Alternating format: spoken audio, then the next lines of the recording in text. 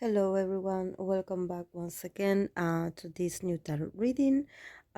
Today, I received a new because I ordered a new tarot deck, so I wanted to use it for the first time. So I was really excited. I cleansed it. I used salt on it and in my crystals also, so it's ready to work. So I'm going to use it on this reading that had been requested for me to do. That it's this connection, relationship, friendship kind of reading for BtoB members and Stray Kids members. Because since the groups are participating in Kingdom, it seems that they have gotten a bit closer, so people were asking about their dynamics and possible, um, how that relationship will develop, maybe after the show is over. So let's see a bit about the energies. I placed B2B on the right, on the left side, and Stray Kids on the right side. And in the middle, as always, we have the energies overall of the relationship. Um, so let's start with B2B. B2B has the cards that came out for them. It's the 10 of Cups, the Six of Cups, and the King of Wands.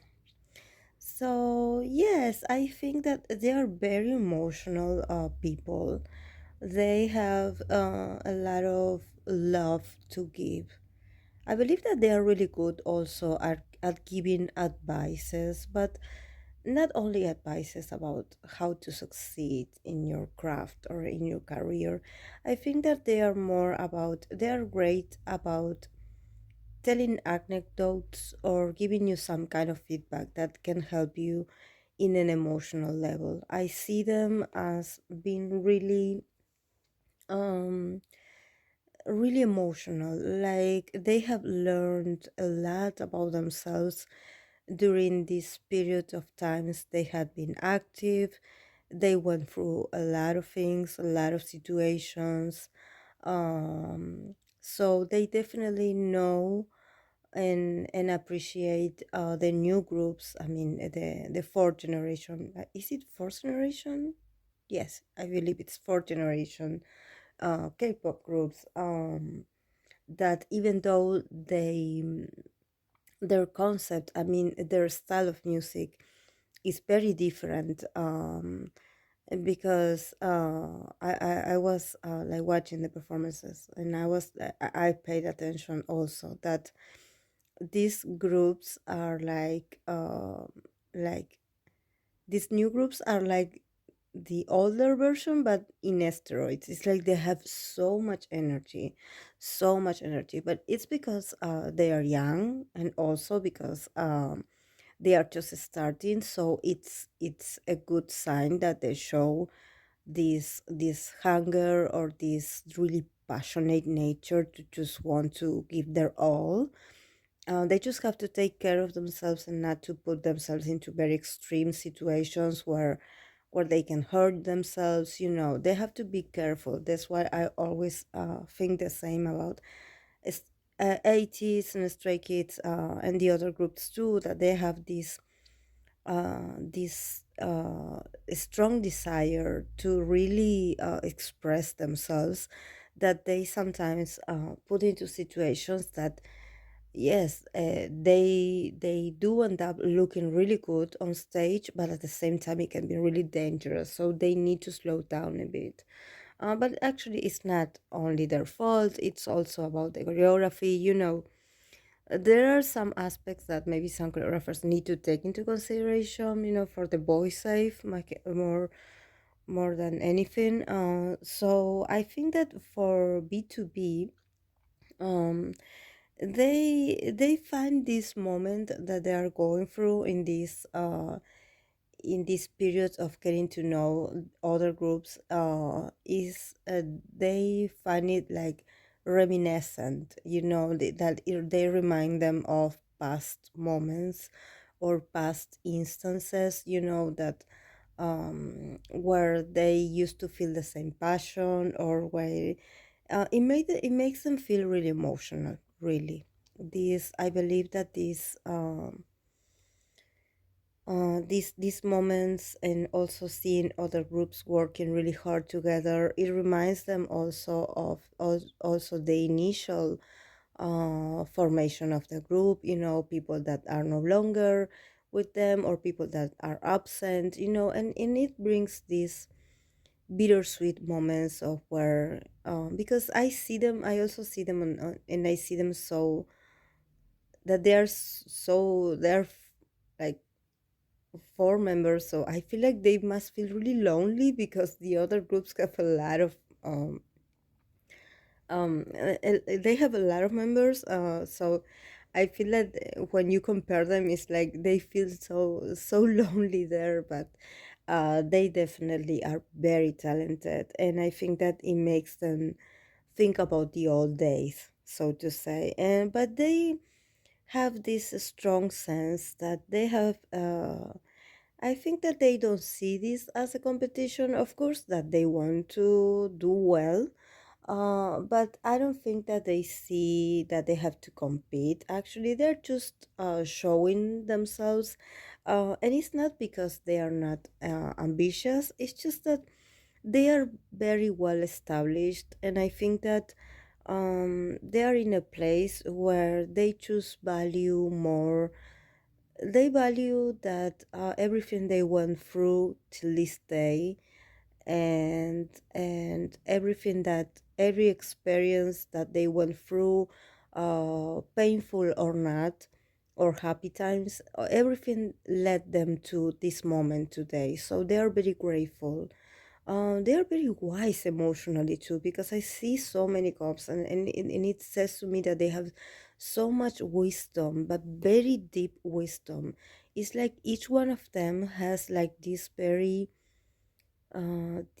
strong and deep perception of what they went through. So I think that this is what they would like to share with the stray kids, or maybe if they get together with the stray kids, is to pass on these messages, or these ideas or opinions that they have about their own experiences. I think that they would like to, not to advise the boys, more just to share anecdotes, or to tell them their story, to tell them their point of view, but not in a way that they would like impose themselves to the groups, because they are very highly aware that the boys, the groups of today, are going through a different kind of system, that it was modified through the years. It's not like when they just started, and they just want to like be a good guidance for the group, for stray kids. They do feel responsible for everything they say, so they do control themselves. If I mean, they can be funny, and they can be like very like, there's a sense of freedom in them, like they are very like spontaneous, but at the same time they they just want to give them some kind of advice that can help them along the way, because they know for their experience that the road is very long, and that they have to still go through a lot of years, and different situations. So, and also to experience, to have different experiences when it comes to music, and when it comes to creative processes, which they already are, of course, but that they have to go through their experiences on their own. So they don't want to spoil anything for the boys. They don't want to be like, oh yes, because now you're going to enter this phase when you're going to start to feel this way. No, they don't want to like determine the boys' fate like this, because there's something you need to take very into consideration. And I think that I feel this coming from the way of B2B perception, because like, for example, if I place myself in B2B's side, I can see myself, for example, I'm on my 30s, so if I were to give an advice to someone that is in their 20s, of course I would be very careful about what I would say so I don't conditionate them into my own experience. So I think that this is what happened with B2B. They want to be like this positive, they want to give them positive feedback, but they definitely see themselves in this group, despite the differences in their experiences. And when it comes to Stray Kids, we have the King of Pentacles, the Page of Wands, and the Page of Swords. So when it comes to Stray Kids, definitely the first thing I see is JYP. the first, the first thing I see. I don't know what's is this man real in charge? Is he really present? I mean, is he really is he still a CEO of the company? Because maybe I'm mentioning him and maybe it's someone else, but I think that it's him because he is a Capricorn, and the King of Pentacles represents an Earth sign. So I have the feeling that he definitely has like a lot of influence on the boys, and that he is the one that gives them permission to start relationships or who they should get close to. I think that the fact that um he is the first card in this spread, the first card in this line, I feel like he is the one in power and he's the one making the decisions. So I think that maybe he wouldn't mind the boys to spend time or to hang out or to exchange messages with B2B. But I think that there's a part of him that actually doesn't want or doesn't want the boys to get too close to anyone. It's like I think that this is the same feeling that I got when I did ATs and Stray Kids members. That I actually said it like in a general way, like it could happen for both sides of the groups, for both CEOs of the company. So, I mean, not just JYPs, for not just from a Stray Kids side, but also from 80s. I feel like I don't know what is it about these CEOs and these groups in particular, but I think that he is in this mode. At least I think I see JYP, and I think that is in this very dominant kind of position because the other cards that are the page are two figures, like the page of wands and the page of pentacles, and the king uh, of pentacles is on top of them. So I believe that maybe it's two members that want to get closer to, or maybe want to maintain, or maybe are the ones that talk the most or the more frequently to B2B members. But here is JYP like stating or like uh, asserting his dominance, being like, hello, I'm the one that makes the calls here. Like, I'm your boss, and if I tell you that you cannot hang out with this person, or I don't give you permission to do so, you have to listen to me because I know what's good for you. Something like that.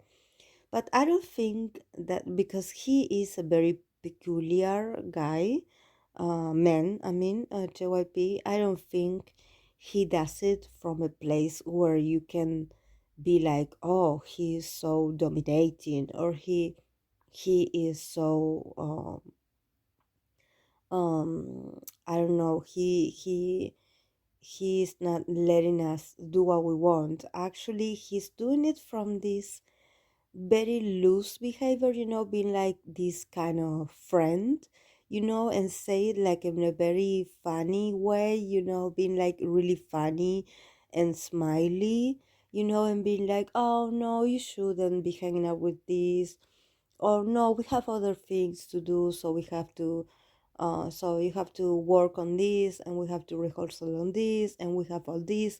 So it's like, it's not like he's trying to impose his will directly on the boys, but he is trying to make or bring the excuses, so the boys will find themselves actually questioning whether they have the time to meet with other people. He is very strategic. He's a very strategic man. And now more than ever, I feel like he's becoming more possessive of the group. I don't know why, but there's something about not wanting to not wanting to leave the kids alone. I know they're not kids, but for him, for his point of view, they are boys, they are kids. Um,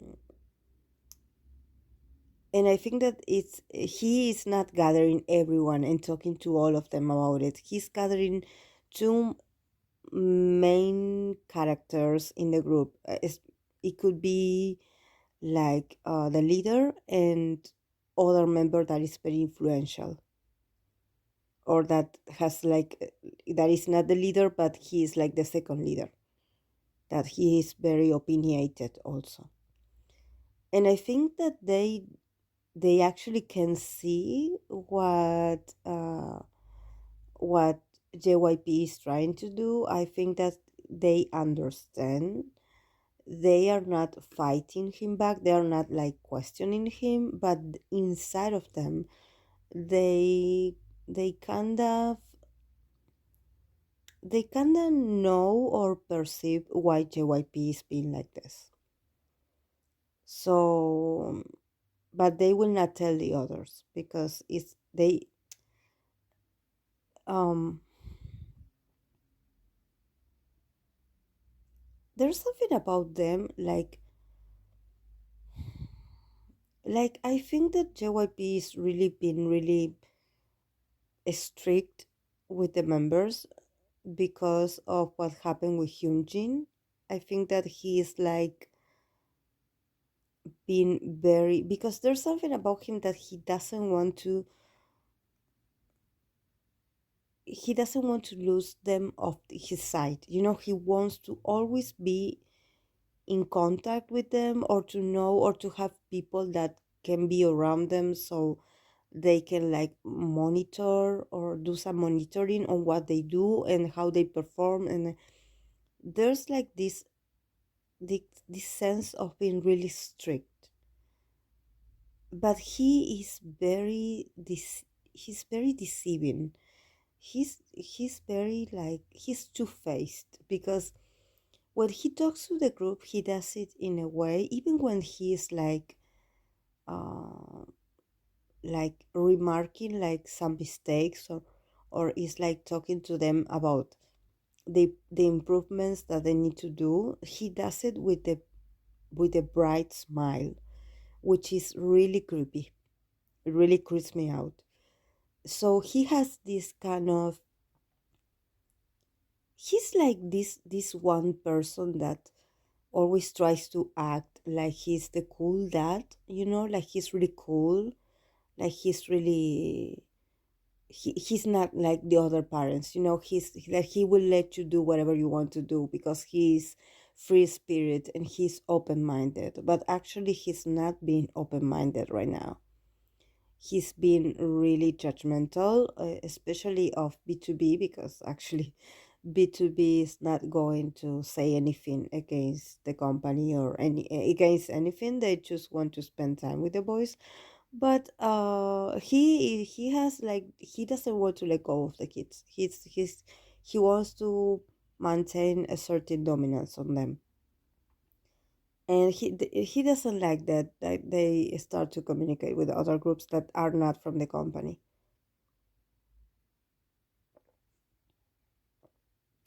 So then the relationship as overall, we have the Three of Cups, the Four of Swords, and the Nine of Cups. So yes, I think that after the show ends, there will definitely be like a gathering or something. But then eventually they will go through this period where they will not be communicating. They will have to put that connection or that relationship on hold. And I think that then eventually, after a few months pass, they will reconnect again, which is going to be like a moment of celebration for them. And they're going to be really happy to be able to reconnect with some of the members. But I think that there's going to be a stop in the middle, like there something is going to happen that they will not be talking frequently. And I think that this is because of someone's actually wanting them to not speak to anyone. It's like there's like a sudden stop here, like putting this connection to rest a bit, you know. Probably after the show it's over, and I think that probably their schedules are going to be really different. But I have the feeling with this Four of Swords here that it's not that they willingly want to like stop communicating. It's just that they are being told to do so. There's like some kind of manipulation in the middle. But what's really positive is that at the end they will reconnect again. So, and I think that they will be able to celebrate, and they will be able to share a lot of beautiful moments. I think that with all the cups that I see here, this is a very genuine connection, and actually, um, I feel like it's the boys, also Stray Kids, are really excited to meet this kind of idols, because it's really nice when you meet your when you're a fan of an idol, or a senior idol, and you're like, oh, he's so cool, and like, oh yes, I'm really nervous when I meet him, and like, oh, he makes me really nervous and I don't know what to say. And that's really cool when you meet a famous person like this that you admire for so long, and you're like, wow, I'm really happy that I met them. But one other thing differently, a totally different experience, is for you to be able to connect with that person despite of them being famous. I mean, you are not connecting with them through your perception of the famous idol. You are connecting with them when it comes to real people, and I think that this is why the cops are here, because it's like it's showing me that they're going to build connections where they're going to connect in an emotional level. And I think that B2B are so wise and um are so stable emotionally that they will be almost like father figures to the boys, and very loving father figures. I have the feeling that the message or the conversations that they will share, it will nourish their souls, and it will be a good influence for them, not to be fearful all the time, because I feel like there's a kind of because of this hardship that they're going through. I feel like there are moments where they feel that they are so afraid to mess up, or they are so afraid to do things wrong, that they don't feel like an emotional connection, or and you have to think that these young men, they are away from their homes in very important moments, and sometimes they do need this kind of people, these kind of people that come offer you their friendship, and that they somehow know what you're going through because they went through themselves, and that they can provide like this very empathic and comprehensive and understanding and loving nature, like telling you that everything is going to be okay, that you just have to do your best, but don't be afraid. I think that they haven't had the kind of real conversation, heart to heart conversation with an adult around them for a long time. So I think that this will be a good moment for them to connect with BtoB members. So I'm going to leave it, guys, here. I hope that you enjoyed it. And if you did, please give it a like and enjoy and subscribe if you haven't. And of course, I'm always like happy to read your feedbacks about the readings. And I don't know much about the groups, but I'm educating myself, I'm starting. So if you want to give me some feedback or let me know what you think, I will.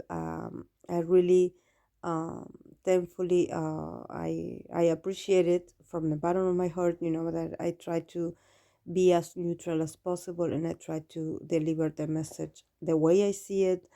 And for those people that make like really harsh or negative comments, like, I'm sending you blessings and love from the bottom of my heart, because I feel pity for the people that really take a moment to write hateful comments to other people's job or other people's efforts and work, because we do put energies and work.